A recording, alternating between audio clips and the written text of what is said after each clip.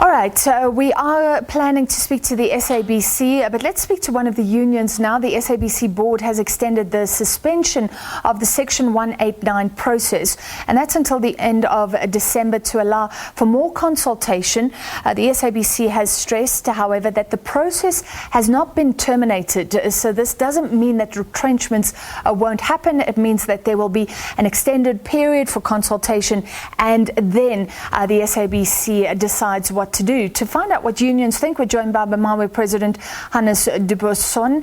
Mr. Buisson, your response to this announcement today?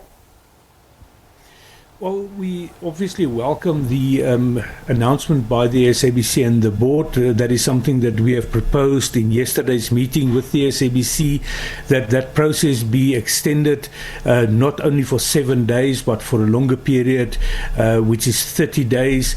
We had a meeting today where this was announced, and the parties, everyone that was on the side of employees, that is the labor unions and non-unionized employees, had an issue with the fact that the SABC was not prepared to withdraw the termination letters and also the redundancy letters, and that is where the parties have kind of deadlocked on.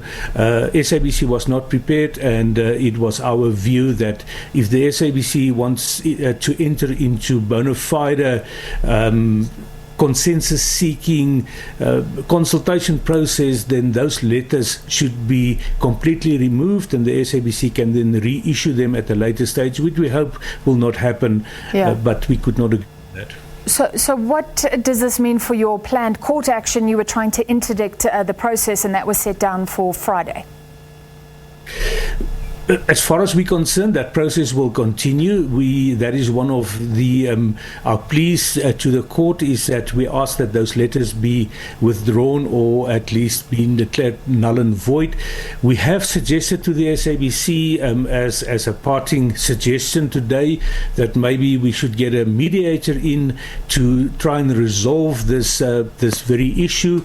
We are also seeking mandate from members as to what they prefer should happen, whether we should withdraw the case at the Labour Court or not, or whether we should continue on a without prejudice basis. It seems at this point in time that there is a suggestion that we should continue with the consultation process, and we share that view, but on a without prejudice basis until we get a ruling from the Labour Court in respect of those letters. Isn't there a real danger here? The court will say, well, this is about consultations. Your whole argument was that there wasn't consultations.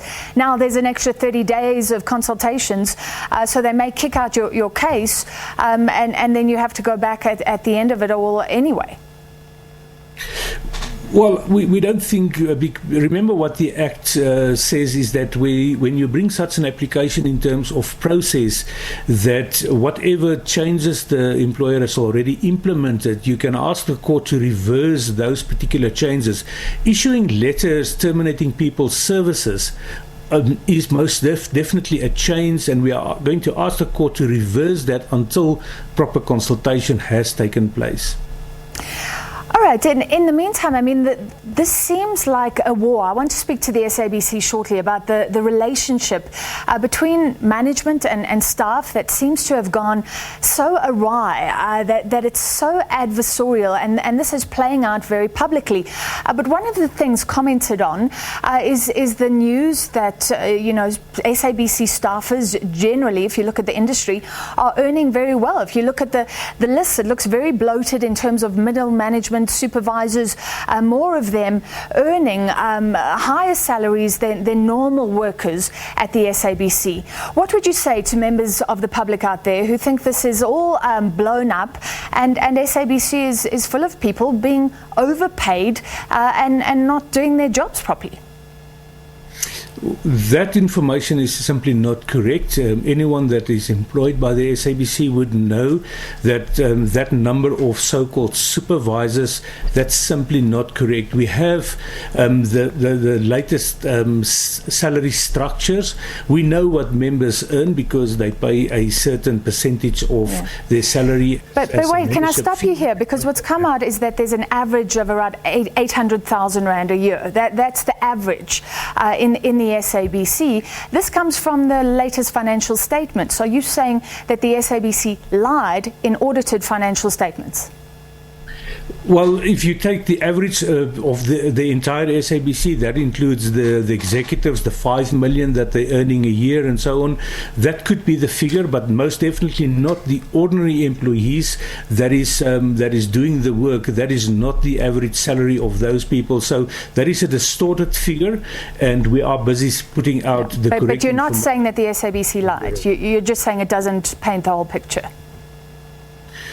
Well, I'm saying that if the figure has been calculated from the executives to the lowest earned employee, that may be correct. But if you remove the executive salaries and you talk about what we call the bargaining unit, that is most certainly not the average that an employee of the SABC, like the news people, the journalists, the people that's doing finances and so on, that's not what they're earning.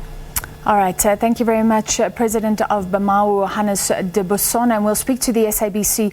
We'll speak to the Chief Operations Officer, Ian Plaatjes, after a short break. Stay with us.